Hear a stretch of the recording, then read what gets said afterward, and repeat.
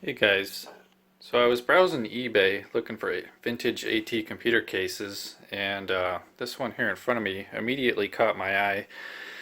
I just instantly fell in love with the retro beige and gray styling here, and knew right away that I had an immediate need for it. I've been wanting to build a Windows 2000 server so that I can easily share files with my classic operating systems such as Windows 3.1 or Windows 95, and I just knew this would be perfect for it. So I went ahead and snatched it. This is the Chenbro SR20309, I believe, and these are still available on eBay for 50 bucks with free shipping. So if you like the looks of this one, I suggest you grab it now while you can. And I may even end up getting a couple more for future plans because I just absolutely love that styling.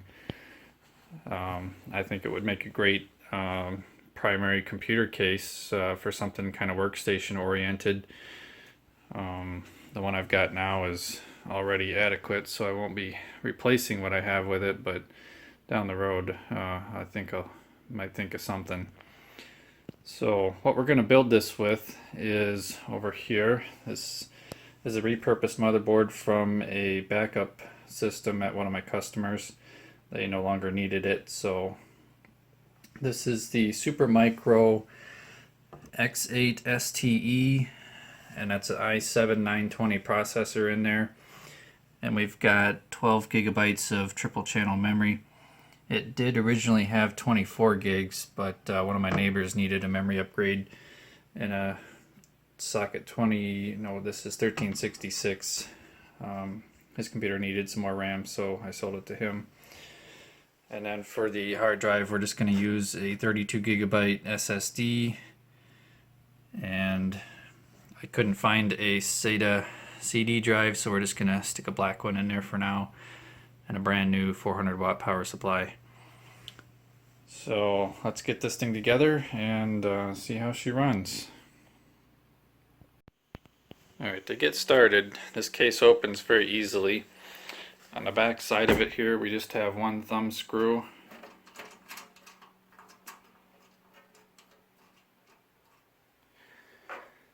And then this top panel just lifts right off. And that reveals two handles here, one for each side panel. We'll need a screwdriver to release this screw here, and then that handle lifts up and the whole panel just comes right off.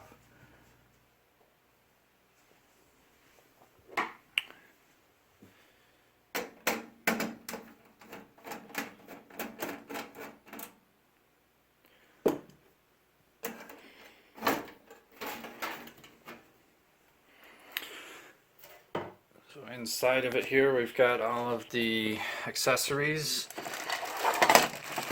It comes with these server style feet here, which I probably won't use just because they always get in the way when you're trying to put it somewhere.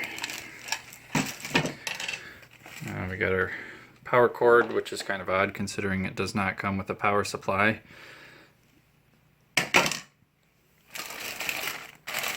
And here's your standard assortment of screws, I/O brackets, standoffs, and then some extra face plates, a plastic shield, which a little piece of paper inside there says it's for some kind of processor cooler to make it compatible with this case. And then this should support extended ATX motherboards with ease, and I believe that's what this one is, so shouldn't have any problems getting that to fit. And it's got all of these different locations marked off. We've got our hard drive cage here. It looks like that is easily removable. Haven't played with that yet. If you have any full-length cards, we do have support for those up here. Space for a 120 millimeter fan, it looks like. A PC speaker. And included fan in the back here. which if that's noisy I'll be replacing anyway. So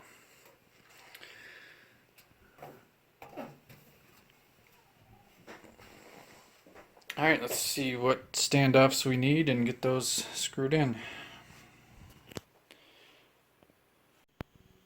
Okay, I've prepared my little screwdriver here with the nut driver in the correct size. That fits onto these standoffs here.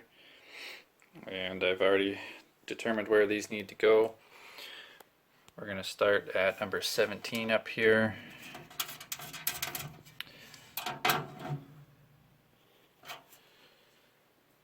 And then up there in the corner we've got number 23.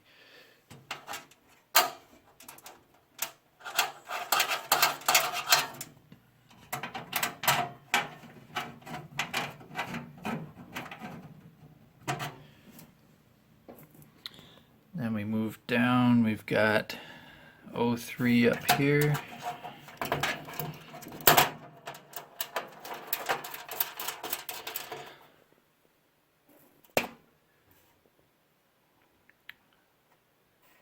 Number 14. And number 22.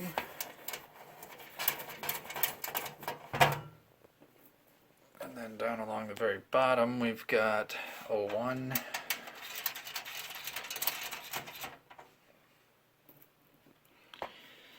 And I actually have to skip one in the middle here. The bottom of the board has this hole here, but it doesn't line up with anything in the chassis, so I'll just skip that. There won't be anything getting plugged in here anyway, so it's not going to flex the board. I think that's because this is an older case design, and maybe that whole location wasn't used at the time. So I'll get the rest of these snugged down.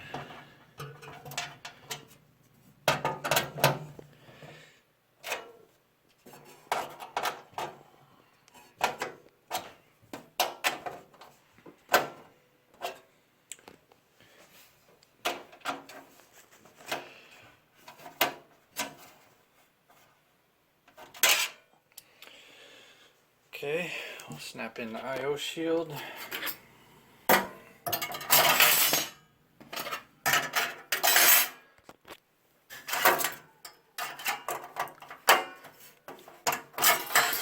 Come on.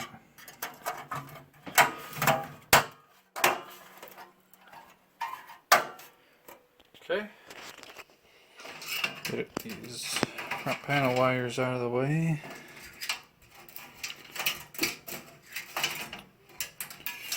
Proving difficult to do one-handed. Alright, get that up out of the way.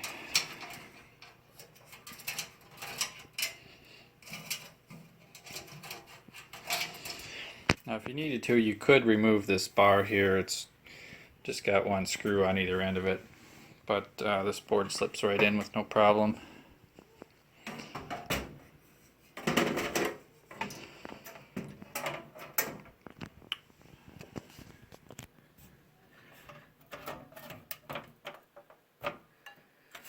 And there she sits.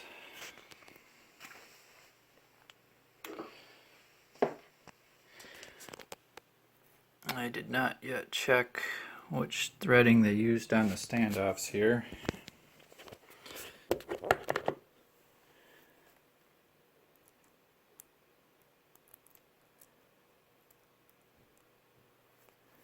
They are coarse thread. And then we've got two kinds of screws, these rounded head ones, which it will not focus on, or the traditional style.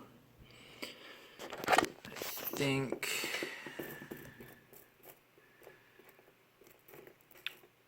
if there's enough of them, I'll use the rounded ones.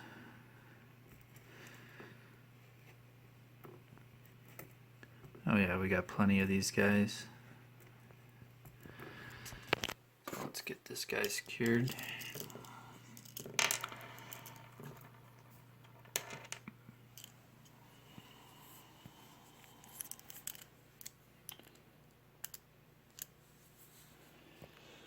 I'm gonna have to set the camera down to hold the board in alignment here while I get the screws started. Alright, first screw is in right there in the middle, just to keep everything aligned.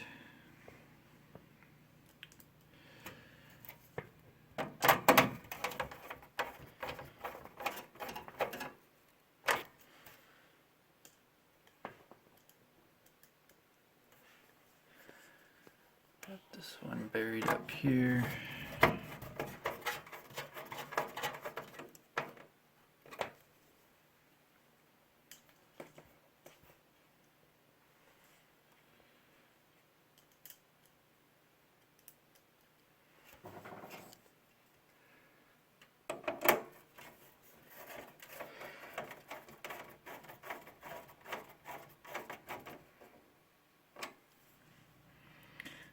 I learned the hard way, you've got to make these motherboard screws kind of tight, because if you just barely attach them and then ship the computer to somebody, they somehow will come loose and then you'll have the motherboard rattling around inside the case.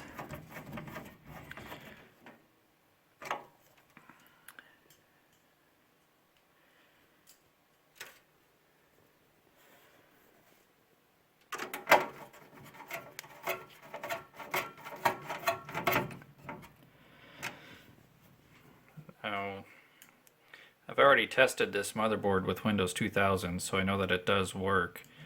And it's probably about the newest generation of motherboard that you could reasonably expect to work with Windows 2000.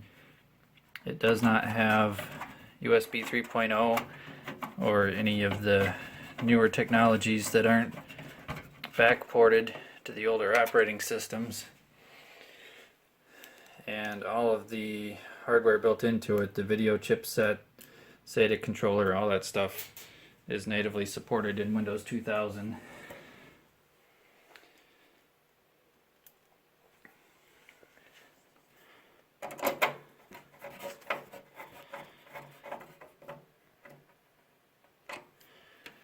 Alright, that looks like the last screw. Let's see, plug the fan in here.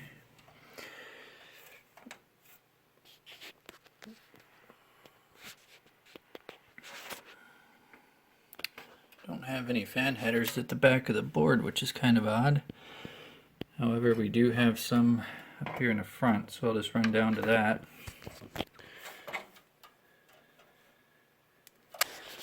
Needed two hands for that, so we've just got that running around the bottom of the board up here into the front. And I'm not going to have any expansion cards installed in here, so I don't care if it crosses over that stuff.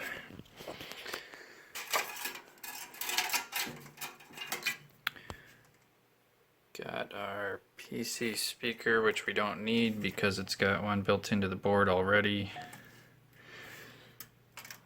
I'll zip tie that guy out of the way later on.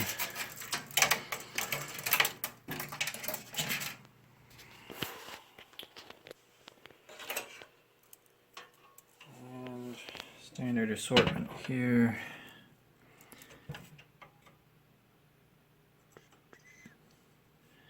Alright, I'm going to have to reference the manual on where this stuff goes, and I'm recording on my phone. It only gives me 10 minutes and we're hitting that now, so it's a good time to stop anyway. I am back and we have the front panel wires hooked up. They go up here, nice and easy, and I just tucked in the excess up here in where the front fan would go, because this will not need one up there. It's not going to do much work. We'll get the SSD installed real quick here. And for that, I'm going to use the traditional style screws.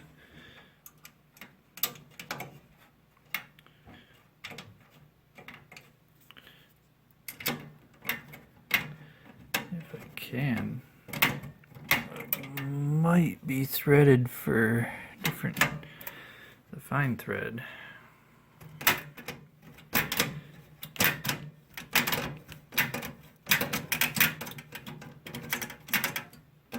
If it was, it's not now.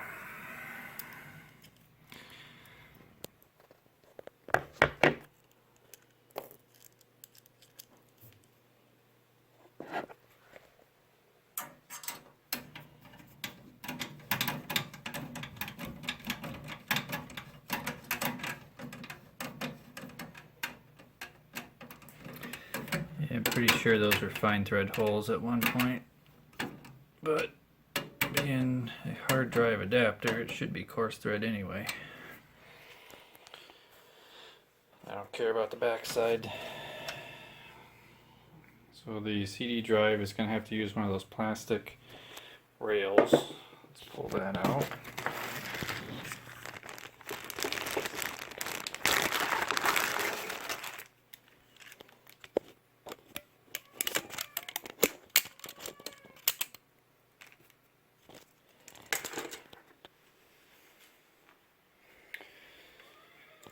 Not sure which way these go on yet.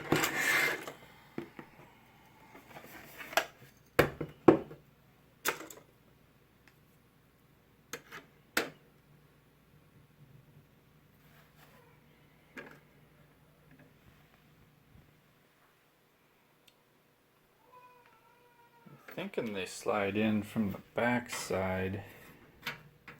No, that can't be right.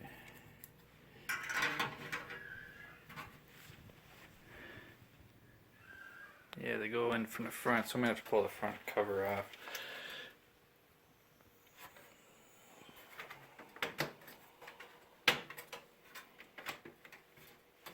I don't know why, for some reason I was thinking this was screwed in.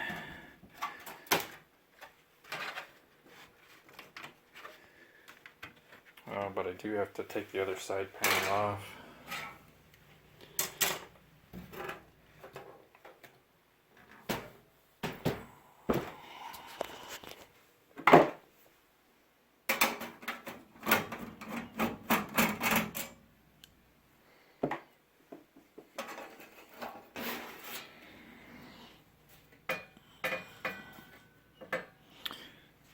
Because it's got little plastic clips all the way around the front.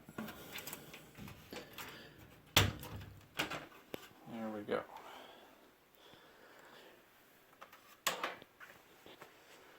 I'll get another look at the front here. I see we can put a small fan to blow across your hard drives. That's a nice feature.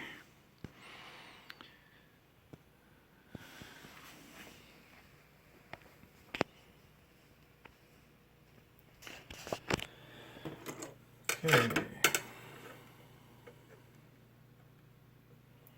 Let's assume that it uses these singled out hole locations.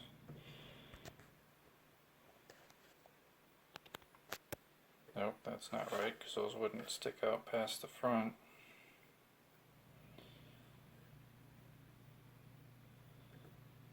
I don't know. We'll start here, I guess.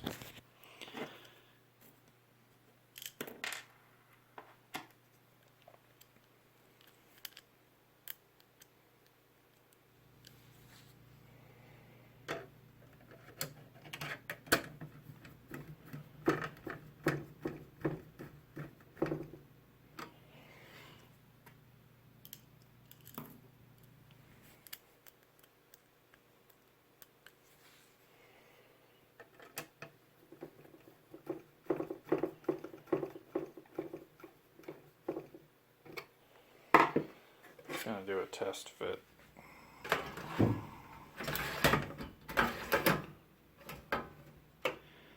So that's all the way in.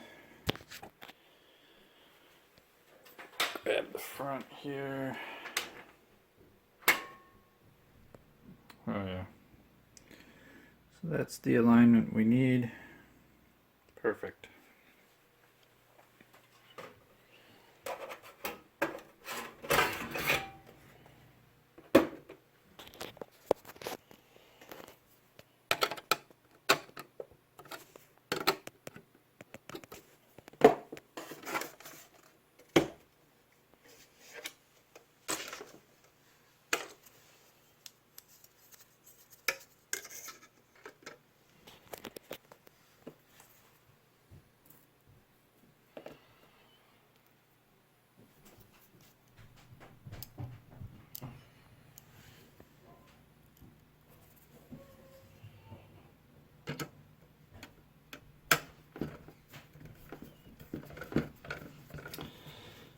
stable anymore with that bracket on the side. Oh.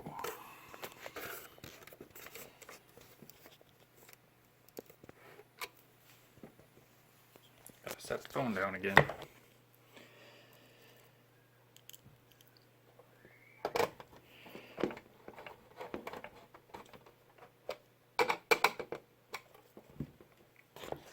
Alright, rails are on both sides. We'll slip her in.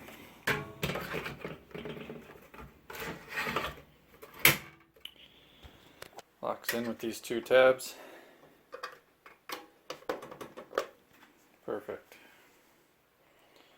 Now I can snap the front panel back on.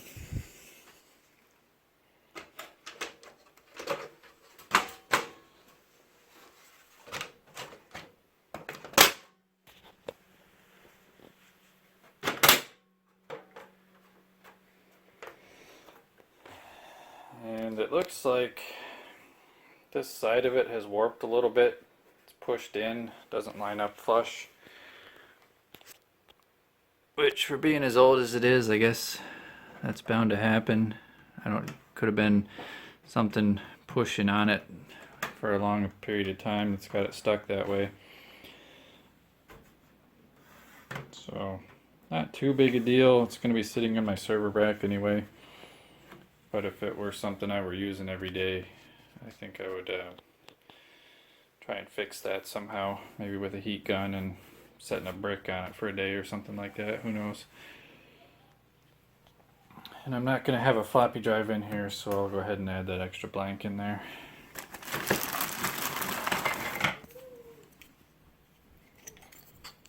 And this one kind of has a bit of warping to it as well.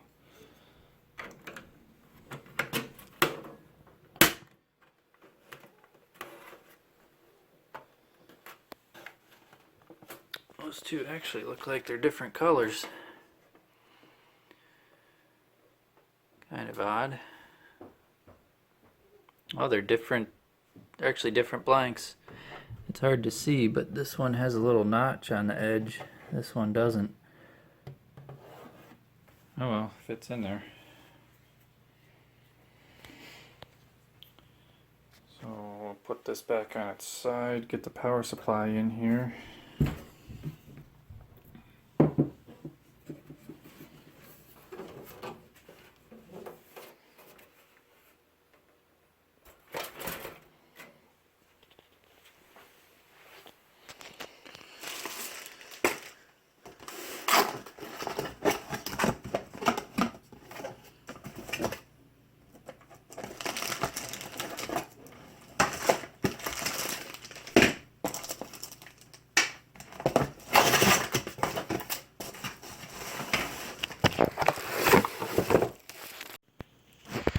I accidentally interrupted the recording.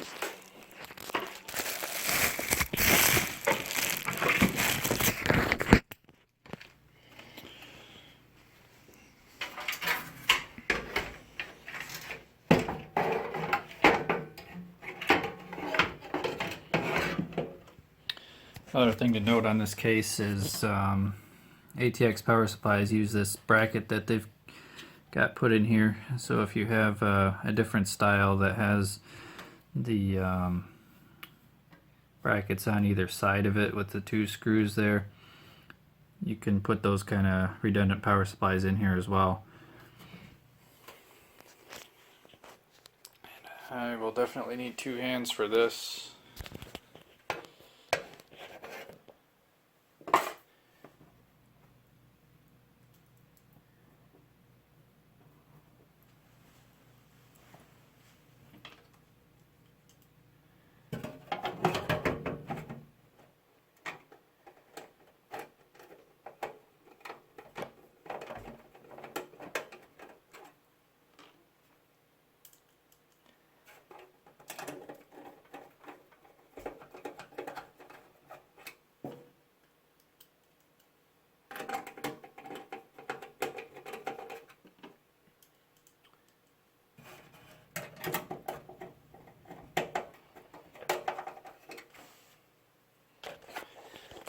Okay, while I was screwing this in, I noticed there was some witness marks from previous screws, so I would say this originally did ship with a power supply, and whoever's selling them took it out, which no big deal.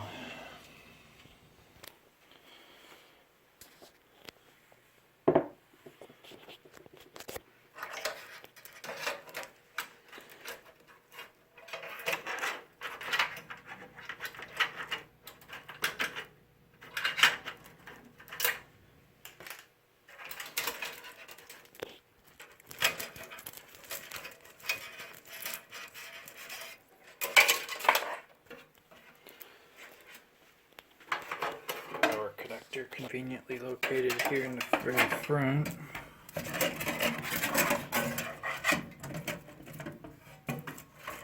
Alright, this is going to be a nightmare to do cable management with two hands, so I'm going to cut here and we'll come back when it's all done. Alright, all the wiring's done. You can see I've just got a kind of a spool of wires up here held in with the zip tie that came with the, or the bread tie that came with the power supply.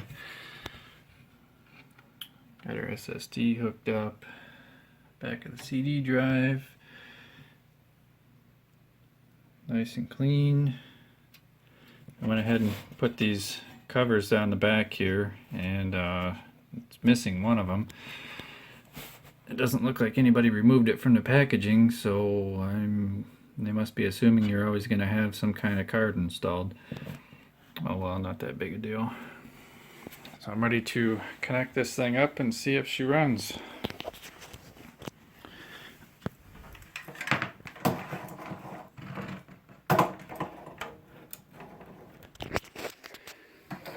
Use one of these little Velcro loops to keep all my cables connected together so I don't lose track of anything. Got our network cable.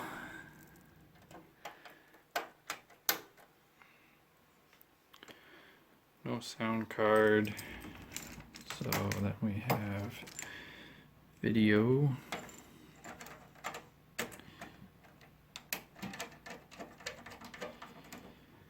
And then another clever little trick here is I ordered some of these 3-inch USB extensions so that I don't forget to pull out my USB receiver, especially if they're those little mini ones that are hard to see.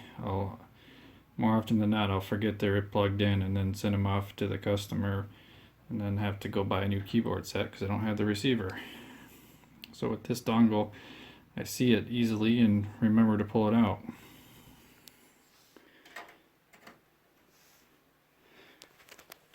And no switch on the power supply, so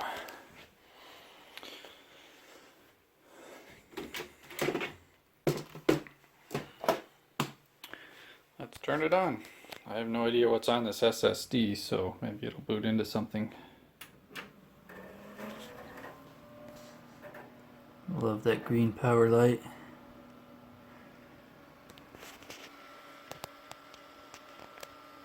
One of these fans is making quite a bit of noise.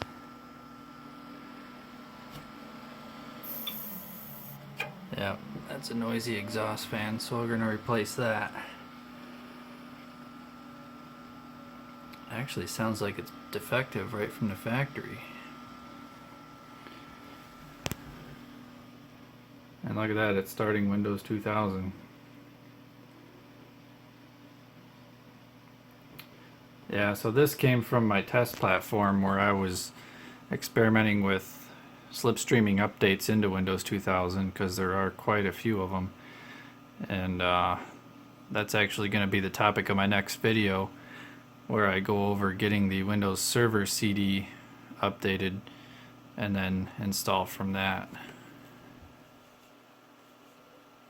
And I can't click that right now because it hasn't detected the USB mouse and keyboard. So this was set up on a different motherboard, none of the drivers match up. But here we can see it does work, no issues, and looks absolutely fantastic for a retro server.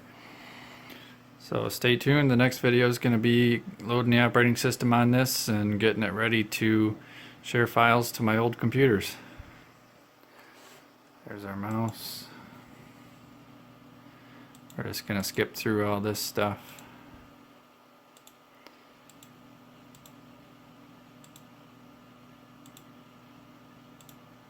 And it runs super fast being an i7, so yeah, that's gonna take all day. Alright, thanks for watching.